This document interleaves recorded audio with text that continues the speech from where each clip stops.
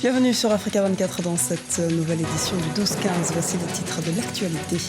Défis et visions du Burkina Faso. Le nouveau président burkinabé Roch-Marc Christian Kaboré s'est exprimé en exclusivité sur notre antenne.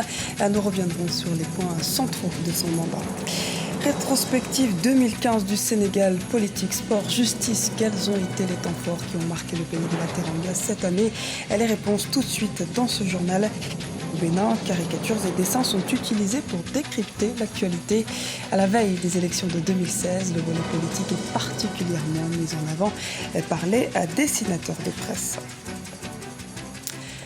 Au Congo-Brazzaville, le calendrier électoral convoque les électeurs le 20 mars 2016. La décision a été prise en réunion du Conseil des ministres ce mercredi 30 décembre. Mais l'opposition conteste ce changement de la date de l'élection présidentielle, initialement prévue en juillet. Ajoutons également que le Parlement doit prochainement statuer sur la mise en place d'une commission électorale nationale indépendante et l'expérimentation du bulletin unique pour ce scrutin présidentiel.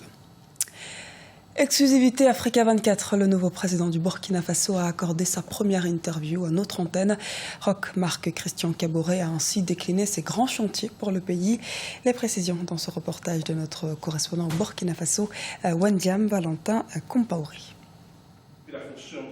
Le nouveau président du Burkina Faso s'exprime en exclusivité sur Africa 24. Pour sa première sortie médiatique depuis son investiture, le chef de l'État burkinabé Roch-Marc Christian Kaboré a choisi la première chaîne mondiale d'information sur l'Afrique pour dévoiler les grandes lignes de son programme au cours du quinquennat. On ne peut aller à la réconciliation que s'il y a la vérité et la justice.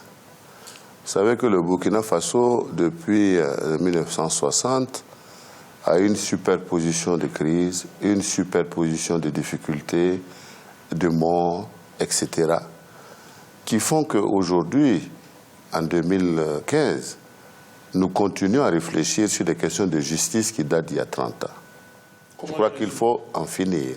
Le secteur économique, de la justice, les relations ivoiro-burkinabais, l'intégration sous-régionale, en somme, ces grands chantiers pour le Burkina sont des sujets évoqués dans cette exclusivité Africa 24. Le nouveau président burkinabé est clair.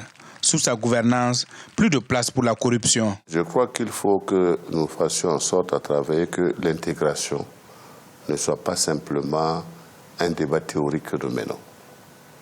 Nous devons faire en sorte que véritablement, aussi bien en termes d'infrastructures, aussi bien en termes de nos économies, en termes également de libre circulation et d'installation, cela permet effectivement de faire en sorte que nos zones soient unifiées.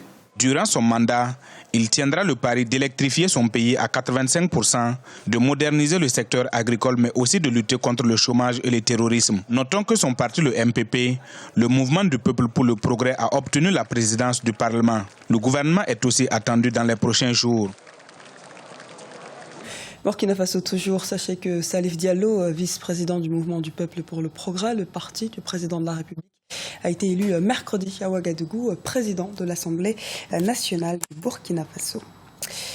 Le Nigeria face à Boko Haram, le président nigérian Muhammadu Buhari n'exclut pas de négocier avec le groupe terroriste la libération des 200 filles enlevées en 2014 à Chibok. Le chef de l'État a parallèlement indiqué qu'il était à la recherche de preuves permettant d'affirmer que ces otages sont toujours en vie. Pour rappel, un total de 276 jeunes écolières avaient été enlevées le 14 avril 2014 par Boko Haram dans l'État de Borno. C'est au nord-est du Nigeria. Procès Karim Wade ou encore Hissène Habré, sacre continental des Lions au basketball, sans oublier le lancement du programme d'urgence communautaire. Voici quelques temps forts ayant rythmé l'actualité du Sénégal cette année. 2015 touche en effet à sa fin, l'occasion de faire une rétrospective sénégalaise avec Adeo Gracias Okpodo.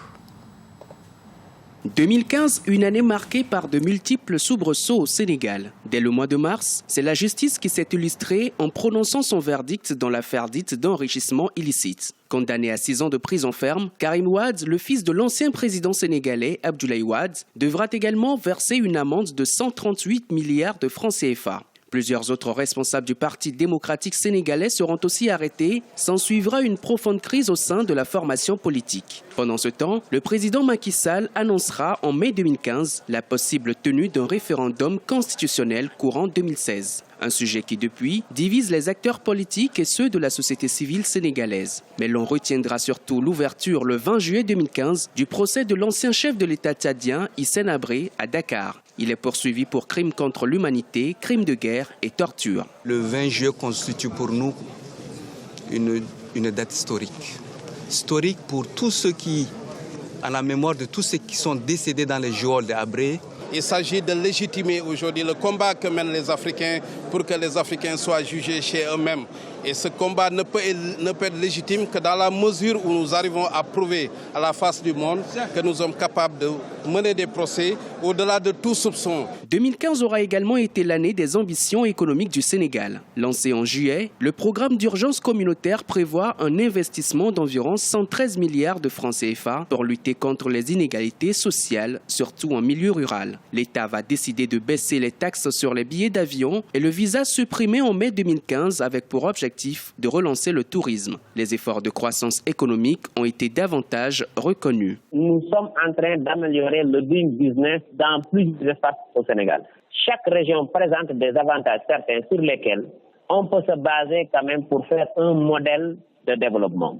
Il ne sert à rien de mettre de l'argent quand on n'a pas très bien réformé. On ne peut pas changer de façon structurelle une économie. Sur le plan sportif, en 2015, le Sénégal s'est engagé dans plusieurs compétitions internationales. En mars, le pays a organisé le championnat d'Afrique des nations des moins de 20 ans, remporté par le Nigeria face au Lionceaux. En novembre, au tour des villes de Dakar et Mbour d'accueillir cette fois-ci la Coupe d'Afrique des nations des moins de 23 ans. Trophée une nouvelle fois remporté par le Nigeria à l'issue d'une finale face à l'Algérie. Le Sénégal s'est beaucoup illustré en 2015 sur le plan sportif, mais le seul plus grand couronnement viendra de la sélection nationale féminine de basketball. Les Lions de la Teranga ont remporté la 22e édition de l'Afro-Basket à Yaoundé au Cameroun. Elles se sont ainsi qualifiées pour les Jeux olympiques de Rio en 2016.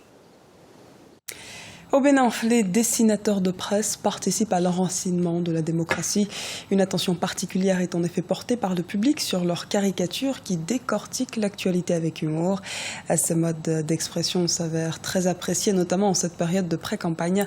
Les explications dans ce reportage de Lefty Ounou, notre correspondant au Bénin. Au Bénin, les dessinateurs de presse s'expriment librement à la veille de l'élection présidentielle de février 2016. La caricature et les dessins de presse sont des moyens de communication par lesquels les dessinateurs journalistes commentent l'actualité. Tout en respectant les normes édictées par le Code de déontologie de la presse béninoise, ils disposent d'une large liberté dans le traitement et la diffusion de l'information via leurs caricatures et leurs dessins. Nous sommes assez libres, tant qu'on reste dans les normes, c'est-à-dire quoi ? Il ne faut pas aller inventer ce qui n'a pas été. Il faut suivre les informations sur l'actualité et puis la commenter. Au niveau du dessin, journalisme, nous enrichissons.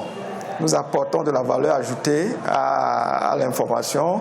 Donc nous essayons de porter l'information au second degré, parfois au troisième degré, parce que tout le monde ne perçoit pas l'information sur le même angle. La caricature et les dessins étaient des genres journalistiques absents dans les organes de presse avant les années 90. Au cours des 2 dernières décennies, une place a été accordée à ces genres dans les journaux de presse écrites et audiovisuelles. Pour de nombreux citoyens, les dessinateurs de presse jouent pour la plupart leur rôle sans parti pris. Dans la mesure où nous arrivons à comprendre bien le message qu'ils passent, et secondo, ça nous amuse et ils prennent le temps d'anticiper un peu les choses. Au total, une vingtaine de dessinateurs de presse exercent quotidiennement leur noble métier à Cotonou, la capitale économique du Bénin. Il n'existe pas encore sur le territoire national un organe de presse uniquement spécialisé dans la caricature comme le célèbre Beach en Côte d'Ivoire, mais les acteurs réfléchissent aujourd'hui à sa mise en place. C'était le journal de la rédaction. Merci pour votre fidélité.